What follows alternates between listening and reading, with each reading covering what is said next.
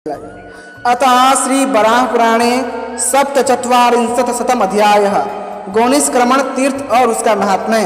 धरणी ने कहा, भगवान आपकी कृपा से मैंने रुरु क्षेत्र हृषिकेश की महिमा का वर्णन सुना। हे देवेश, अब जो अन्य पावन क्षेत्र हैं उन्हें बताने की कृपा कीजिए। भगवान वराह कहते हैं, हे देवी, हिमालय पर्वत के शिखर पर मेरा एक क्षेत्र है जिसका नाम है गौनिष्क्रमण, जहाँ पहले सुरभि आदि गौएं समुद्र से तैरकर वहाँ निकली थीं। बहुत पहले औरव नाम से प्रसिद्ध एक प्रजापति थे जिन्होंने यहाँ दीर्घ काल तक निष्काम भाव से एक तपस्या की थी। वसुंधरे, कुछ दिनों के बाद जिस ऊंचे पर्वत पर वे तपस्या कर रहे थे, फलों एवं फूलों से परिपूर्ण लक्ष्मी भी वहाँ प्रकट हो गई। अतः वहाँ कुछ और तपस्या ब्राह्मण आ गए। इसी समय कहीं से घूमते हुए वहाँ महान तेजस्वी भगवान शंकर भी आ गए। हर्षिकाणी नियम पाहम वतः प्रत्यक्षताम गतः। हर्षिकाणी नियमन्याहम यतः प्रत्यक्षन गतः। हर्षिकेश इति ख्यातो नाम्ना तत्रैव संस्थितः। भगवान शंकर भी आ गए। एक बार और मुनि सब जब कुछ कमल पुष्पों के लिए हरिद्वार गए थे कि महादेव ने अपने उग्र तेज से और मुनि के उस प्रिय आश्रम को भस्म कर दिया और फिर वहां से यथाशीघ्र अपने वास स्थान हिमालय पर चले गए। हे देवी, ठीक उसी समय मुनिवर और वह पत्र पुष्प की टोकरी लिए हरिद्वार से अपने उस आश्रम पर आ गए। यद्यपि मुनि शांत एवं मृदु स्वभाव के, क्षमाशील एवं सत्य व्रत में तत्पर रहने वाले थे, तथापि प्रभुत फलों एवं जलों से संपन्न उस आश्रम को दग्ध हुआ देखकर वे क्रोध से भर गए। दुख के कारण उनकी आंखें डबडबा गईं और क्रोध से भरकर उन्होंने यह श्राप दिया, प्रचुर फलों और उदकों से संपन्न मेरे इस आश्रम को जिसने जलाया है वह भी दुख से संतप्त होकर सारे संसार में भटकता फिरेगा। फलतः भगवान शंकर समस्त संसार के स्वामी होते हुए भी उसी क्षण व्याकुल हो उठे और उन्होंने उमा देवी से कहा, प्रिय, और वह मुनि की कठिन तपस्या देखकर देव समुदाय के हृदय में आतंक छा गया था। इसलिए मुझसे उन्होंने प्रार्थना की कि भगवान, अखिल जगत चल रहा है, फिर भी वे और इससे बचने के लिए कोई चेष्टा नहीं करते। हमारी प्रार्थना है कि आप उसके निवारण के लिए कोई ऐसा उपाय कीजिए जिससे सबकी सुरक्षा हो सके। जब देवताओं ने मुझसे इस प्रकार कहा, तब मैंने औरव के आश्रम पर तृतीय नेत्र की दृष्टि डाल दी। अतः उनका वह आश्रम भस्म हो गया। हम लोग तो वहाँ से बाहर निकल गए, किंतु आश्रम के जलने से औरव को महान दुख तथा संताप हुआ। हे शिवे, वे क्रोध से भर उठे हैं और अब उनके रोष युक्त श्राप से हमारे मन में भी बड़ी व्यथा हो रही है। वसुंधरे, फिर महाभाग शंभु ने अशांत होकर इधर उधर भ्रमण करना आरंभ किया, किंतु किसी क्षण वे शांत न रह सके। मैं भी उनके आत्मा होने से उस समय उनके दुख से दुखी और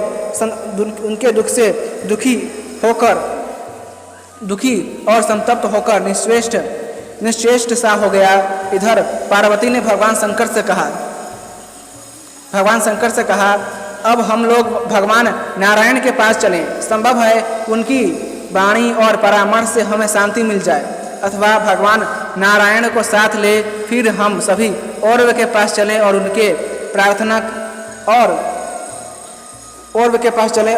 प्रार्थना करें कि आपने जो श्राप दिया है उसे वापस कर लें, क्योंकि इससे हम सभी जल रहे हैं। हे देवी, फिर उस समय इस प्रकार के सभी प्रयत्न किए गए, किंतु औरव ने उत्तर दिया, मेरी बात कभी भी मिथ्या नहीं हो सकती। हाँ, मैं उपाय बतला सकता हूँ। सुरभि गायों को लेकर आप लोग वहाँ जाएं और ये गौएं अपने दूध से रुद्र को स्नान कराएं, तो निश्चय ही इस श्राप से आप सब छूट जाएंगे। इसमें संदेह नहीं।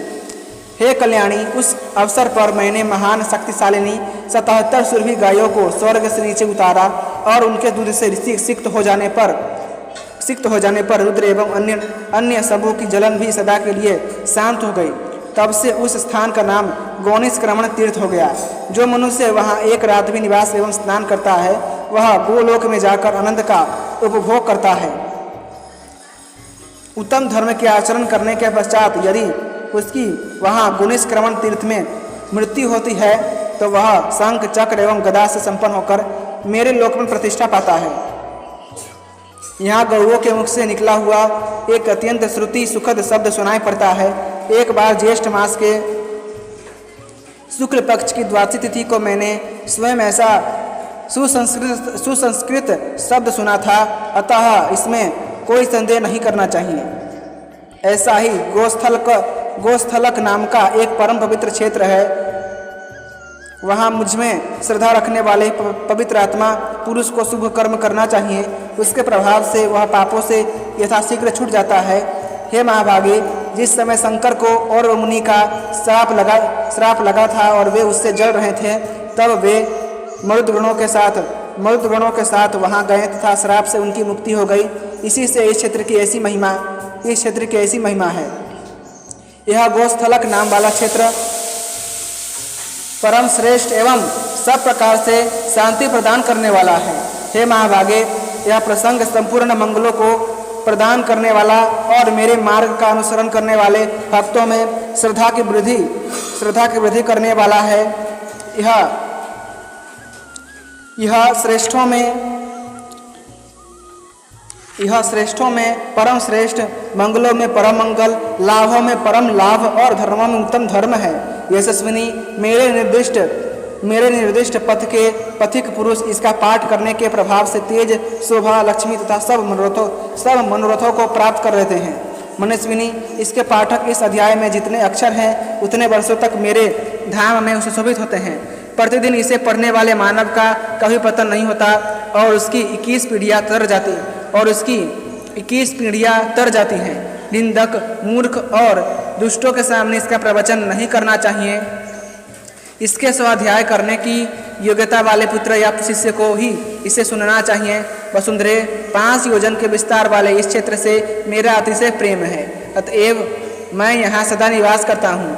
यहाँ गंगा की धारा पूर्व दिशा से होकर पश्चिम दिशा में विपरीत बहती है। ऐसे गुहिया रहस्य की जानकारी सभी सत्कर्मों में सुख प्रदान करती है। हे महाभागे, यही वह गुप्त क्षेत्र है जिसके विषय में तुमने पूछा था। अतः श्री वराह पुराणे सत्वचत्वारिंशत्शतम् अध्याय संपूर्णम। इसी के साथ श्री वराह पुराण का 147वां अध्याय समाप्त हुआ। यदि आपको भगवान वराह पुराण की कथाएं पसंद आती हैं तो कृपा करके वीडियो को लाइक करें, चैनल को सब्सक्राइब करें और अपने दोस्तों के साथ अवश्य शेयर कीजिएगा। धन्यवाद। जय श्रीमन नारायण।